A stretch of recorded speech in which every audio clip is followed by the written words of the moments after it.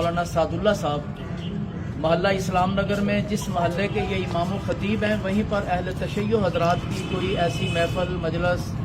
کا سسٹم تھا اور مولانا صاحب وہاں سے گزر رہے تھے، باہر دور سے گزر رہے تھے، جنہیں پکڑا گیا، کھینچ کر وہاں لے جایا گیا، ان پہ تشدد کیا گیا۔ جو ویڈیو انہوں نے شیئر کی ہیں اور اس ویڈیو میں انہوں نے کہا جی دہشت گرد موقع سے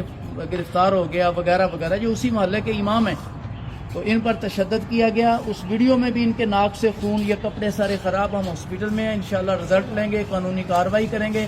اور اس وقت ہمارے اہل سنت نوجوان جو مختلف ٹولیوں کی صورت میں جمع ہو رہے ہیں، میری ان سے بھی اپیل ہے، ہم کسی طرح بھی قانون شکنی نہیں کریں گے، قانون کو فالو کریں گے، لیکن انشاءاللہ یہ شرارت کرنے والوں کو قانونی طور پر انشاءاللہ انہیں انجام تک پہنچائیں گے۔ اللہ نے چاہا تو انشاءاللہ آئندہ کسی سنی نوجوان کی طرف آنکھ اٹھا کر دیکھنے کی بھی طاقت نہیں ہوگی انشاءاللہ العزیز۔ یہ اہل سنت عوام کو مشتعل کرنے کی کوشش کی گئی ہے، لیکن ہم انشاءاللہ قانون کو اپنے ہاتھ میں رکھیں گے اور شہر کا امن انشاءاللہ تباہ نہیں ہونے دیں گے۔ میری مولانا صاحب سے بھی، اپنی جماعت کے دوستوں سے بھی، اہل سنت نوجوانوں سے بھی اپیل ہے کہ وہ اپنے آپ کو، کیونکہ جب تک ہم زندہ ہیں اور ہم موجود ہیں